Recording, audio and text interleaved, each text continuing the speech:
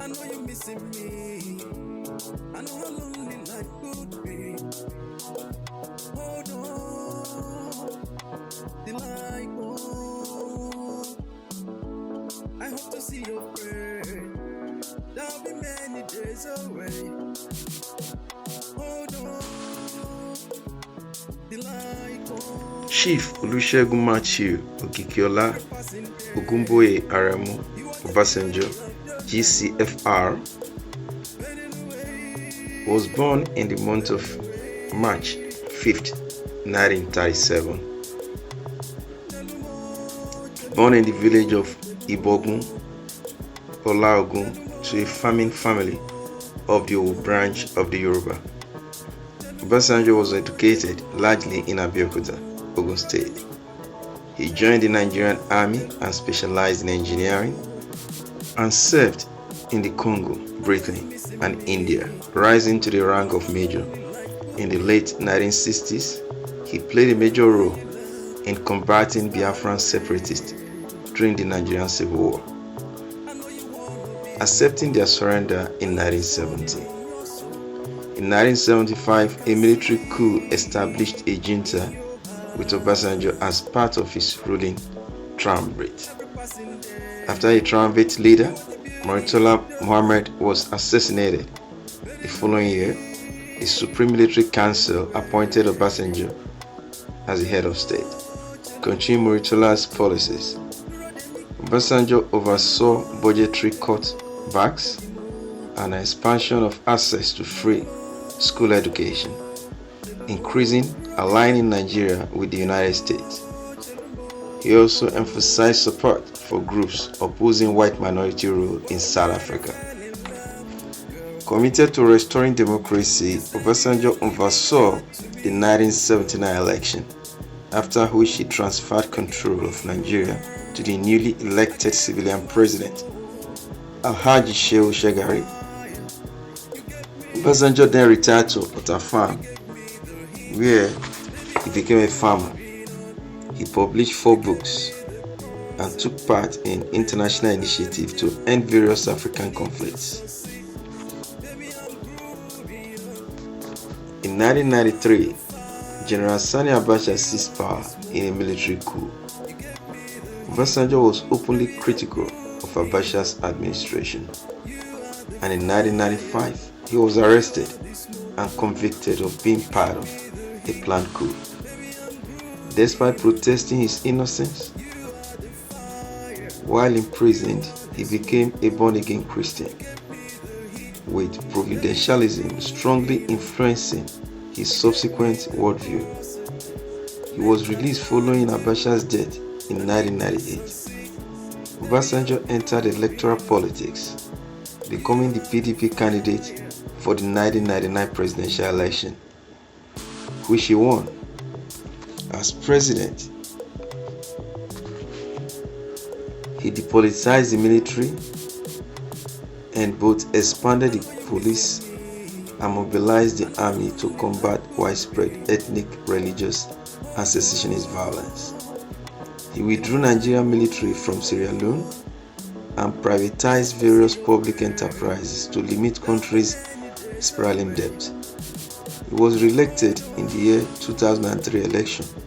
Influenced by Pan-Africanist ideas, he was a keen supporter of the formation of the African Union and served as its chair from 2004 to 2006.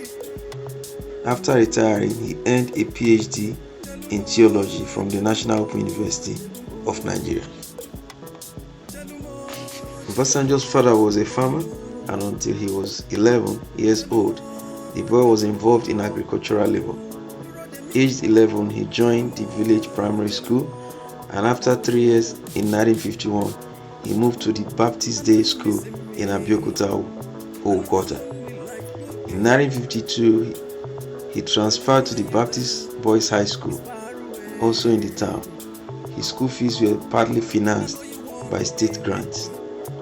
Obasanjo did well academically and at school became a keen Boy Scout, although there is no evidence that he was then involved in any political group.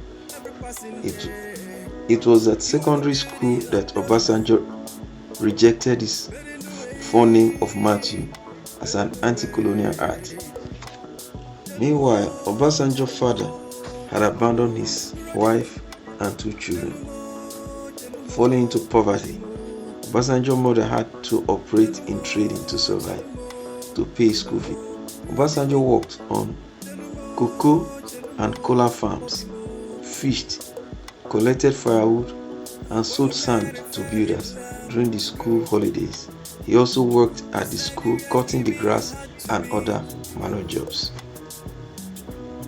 In 1966, Obasanjo took his secondary school exams, having borrowed money to pay for the entry fees.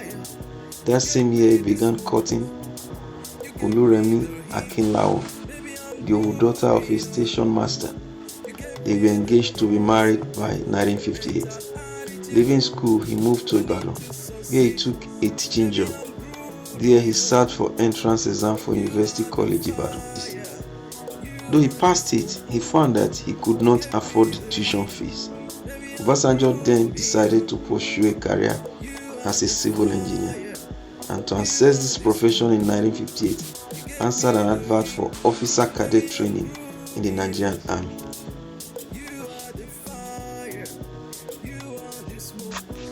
In March 1958, Obasanjo enlisted in the Nigerian Army.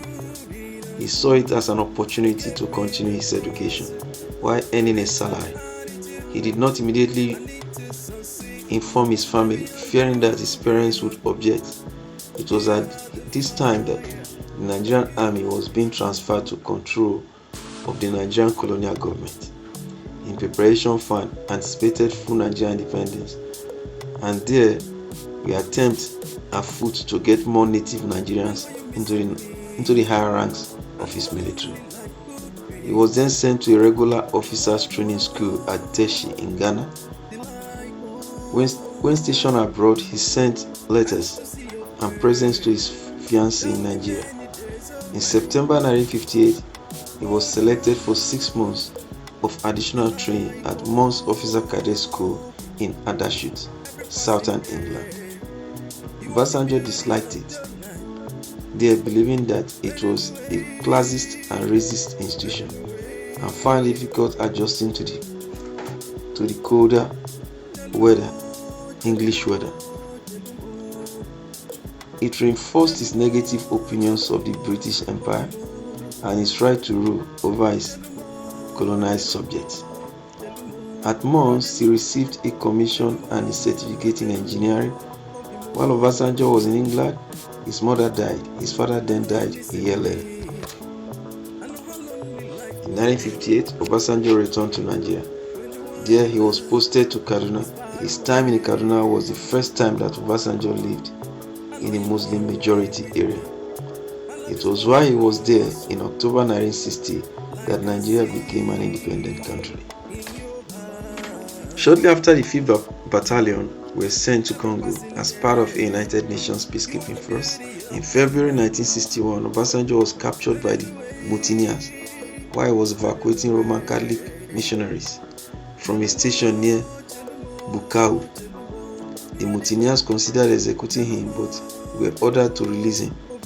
In May 1961, the 5th Battalion left the Congo and returned to Nigeria. During the conflict, he had been appointed a temporary captain. He later noted that the time spent in Congo strengthened the Pan-African favor of his battalion. On his return, Obasanjo bought his first car and was hospitalized for a time with stomach ulcer. On his recovery, he was transferred to the Army Engineering Corps.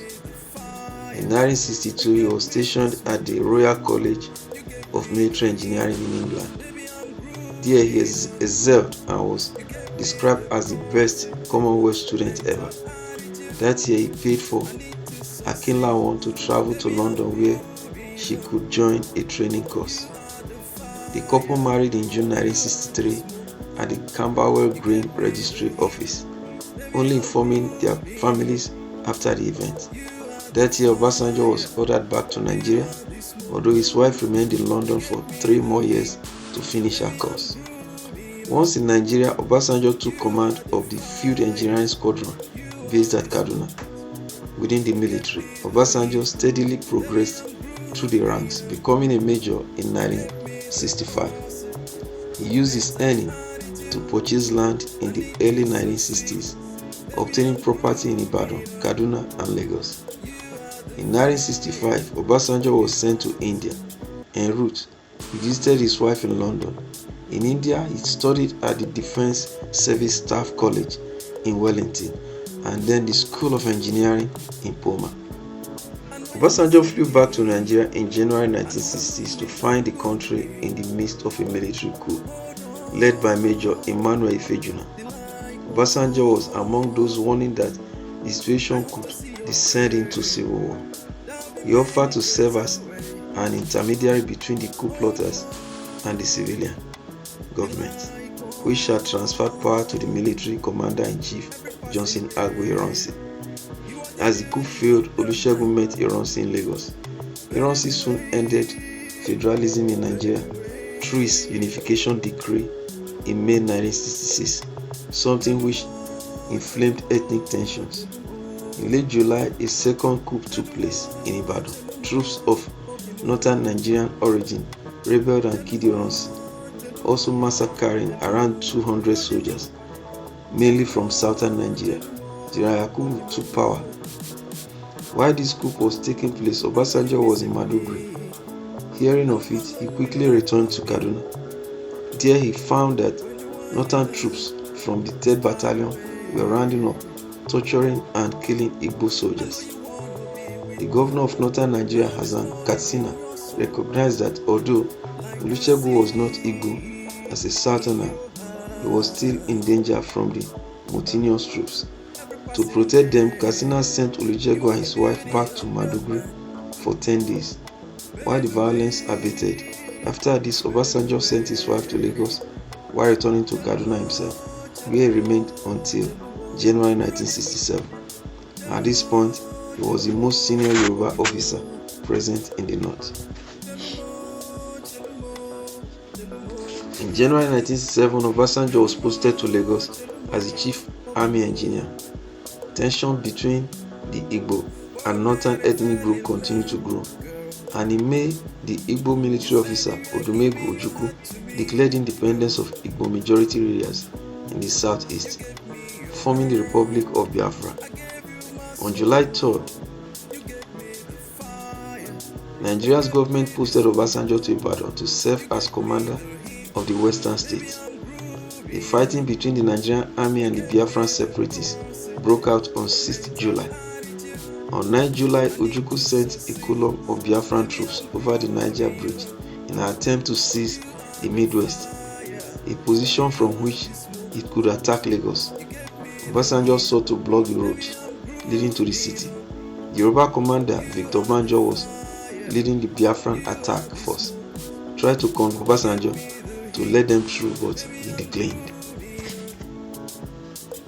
Gowon decided to replace Colonel Benjamin Adekunle, who was leading the attack on Biafra, but needed another senior Yoruba. He chose Obasanjo despite the latter's lack of combat experience. Obasanjo arrived at Port Harcourt to take up the new position on 16 May 1969. He was now in charge of between 35,000 and 40 troops.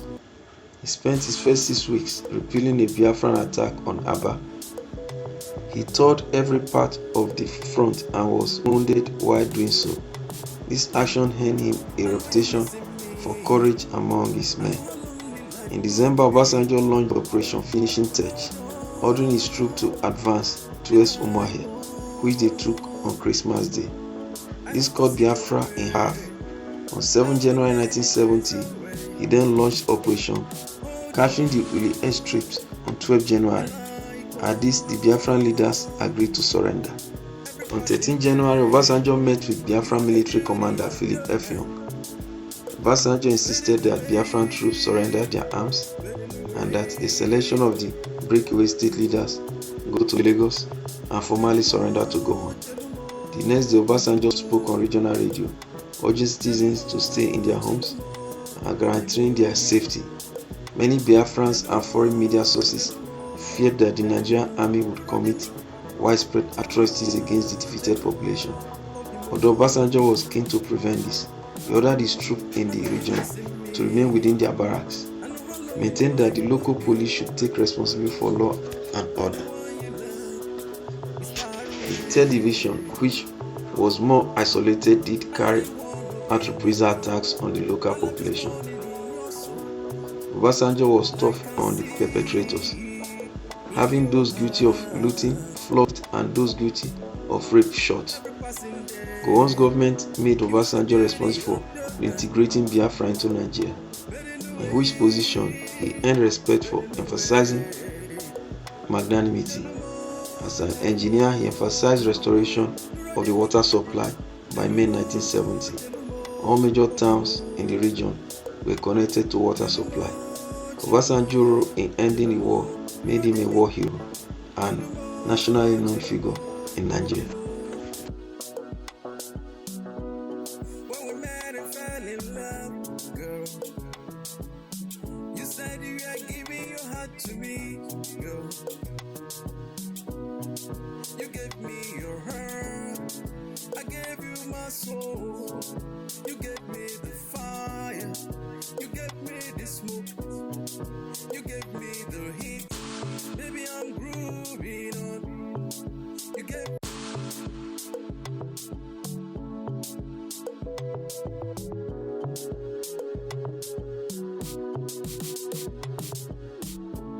I know you're missing me.